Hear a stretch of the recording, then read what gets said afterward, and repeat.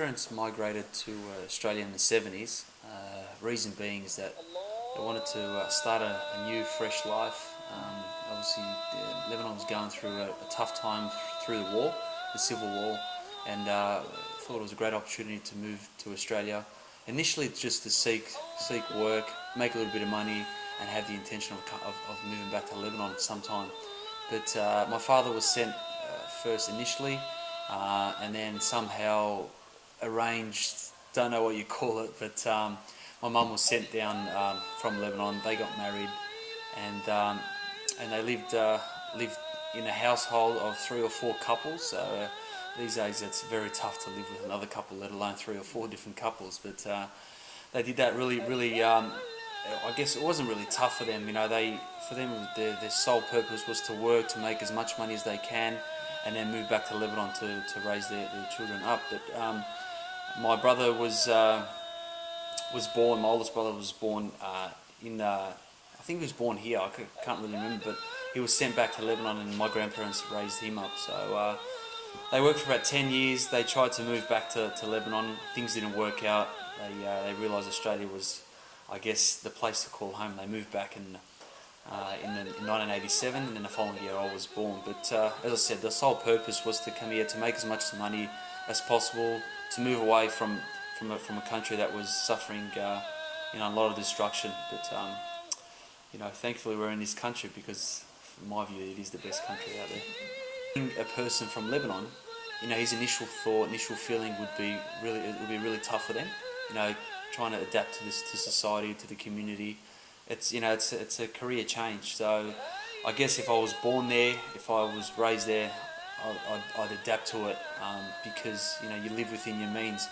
My parents come from a village, so definitely I'll be brought up that way. I'll go to school, I'll work, and I'll live life. So I guess also you wouldn't know any better.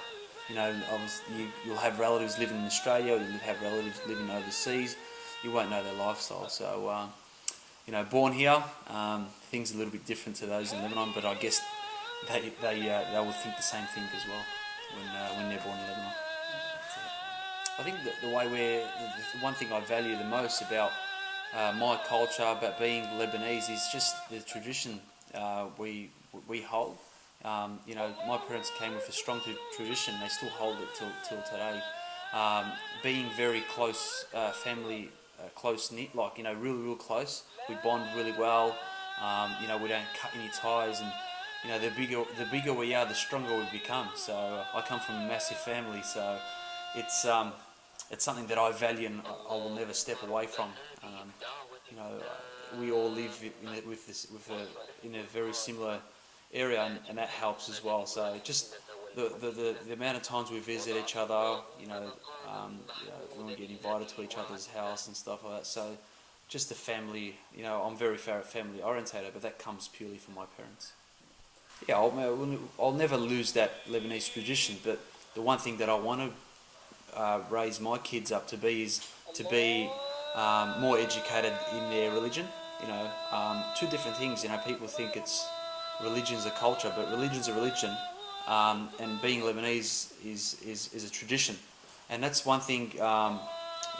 My parents got mixed up a little bit with, they mix tradition with religion. So that's one thing I want to do is to break this and make them understand that there's certain traditions that you should follow and there's certain traditions that you shouldn't follow, because some of the traditions go against the teachings of Islam. So the one thing I want to do is, as I said, just make my young ones understand the differences, and obviously bring them up on both both religion and tradition. I feel like an outsider every single day, just not my appearance. It's more so what I'm allowed to do and what I'm not allowed to do. So, the boys might enjoy a drink or two after the game, whereas I can't. The boys might go out and party, whereas I can't. It's not that I want to do it, but obviously I'm a huge follower I'm a believer of Islam, and it doesn't permit us or it doesn't allow us to go out there in the nightlife, to party, to drink alcohol. I'm not saying that it's the wrong thing, but I guess being so devout, I like to follow my religion as much as I can, and to be the best practicing Muslim out there as I can, because I've got a role out there to be a role model for those young kids growing up, and I guess it's not by choice. It's a role given to me that I have to fulfill. So feeling as an outsider, as I said, I feel like I'm an outsider every day, but that doesn't make me so different to my teammates. I can still enjoy their company. We can still go out to the movies. We can still enjoy a night out, having dinner. So we share a lot of values, but obviously, there's the few do's and don'ts that, I guess that you can't cross the boundary. But the great thing about it is that we respect each other, and that's the mutual respect that I've gained and that I've given throughout my short journey in football. Starting football for me was really, really tough, and a lot of people know my story. I started without their permission for a whole year, so they weren't overly keen about it.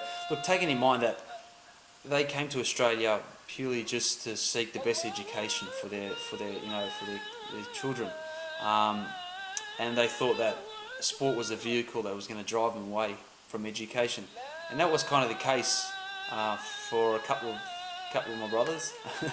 They were so sport dominant that it was affecting their studies. And also having my oldest brother as a doctor doesn't help, because he set the benchmark pretty high, nice and early. So my parents expected the rest to become doctors and lawyers and things like that. But what they didn't understand, that each individual's got a different goal in life, and that now they're starting to realise that in order to get the most out of an individual, you have to support them for whatever they want to be in life. And for me, it was football. At the same time, I wanted to study and get the most out of myself.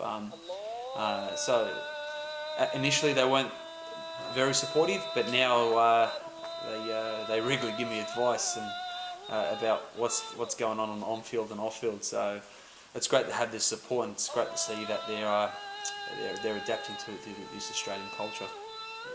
I think it's very important, because we should celebrate each other's cultures, each other's religions, regardless of where you come from. And that's where our game is heading. A huge percentage of our game now are accumulated by multicultural players. So I think if you're a Jew, you're a Christian, you're a Catholic, you're a Muslim, I think it's important. And obviously being that first practicing Muslim was different, and through the media it did raise a lot of eyebrows, and now it's becoming second nature. With another Muslim player now in the AFL, with Ahmed Saad. So that recognition, I guess, helped me a little bit as well, because it made people aware of who I was and what I believe in, and it also gave me the confidence, because the media gave me that confidence to stand up and to be proud of who I was, and to help educate people about the basics of Islam, which is unfortunately, it's sad, because people won't go out of the way to understand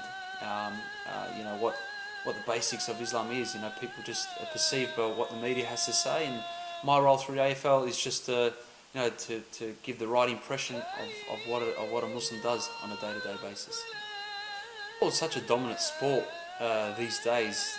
I guess it is the most dominant sport in this country. So, having all these fans and all the attention through football, it's a great opportunity to break down the barriers, because people respect the game, and they respect what comes with it as well. So I guess it's a great opportunity to voice your opinion, to come out and celebrate different cultures, because people are going to respect that. One thing that I'm raising this year is through multicultural round 14. Would love to have a big day at the MCG where two big teams are playing. We can celebrate different cultures. That's another one of the projects that I'm looking at the AFL, being obviously a multicultural ambassador. So it's a great opportunity to learn about different cultures through celebrating different festivals, different foods, dances, things like that. People, I guess, will respect where people come from. It's tough breaking my fast. Whilst everyone's fasting here in Melbourne, my family, it was really tough to make the decision to break my fast in Canberra. I was undergoing obviously the national draft camp, and to perform under I guess whilst you're fasting was going to be extremely tough, and that wasn't gonna make me break my fast. I think that I mean not I think, but the one thing that made me break my fast was the permission that I got from obviously the local the sheikh and the community leaders, where I was allowed to fast. So there's a ruling in Islam that when you're on travel or you're traveling, you're allowed to fast, providing you're a certain amount of kilometres away from where you live. Obviously, being Canberra, being almost 1,000 kilometres away, or 700 or 800 kilometres away, I was allowed to break my fast during those 3 days, and it definitely helped me perform to my best. And the one thing when you do break your fast, for those reasons that you got to make up for them. So before the next Ramadan, so Islam's very flexible, and people don't understand this. There's a lot of reasons. There's if you can't pray, standing up, for example, of your sickness, you can pray sitting down. If you can't pray sitting down, you can pray lying down. Same thing applies when you're fasting. If you're sick and you're on medication, you don't have to fast, but instead you should feed the needy. What it does is it encourages good acts whilst you can't perform a certain act. So there's always a lot of flexibility which people don't understand, and that's the beauty about our religion.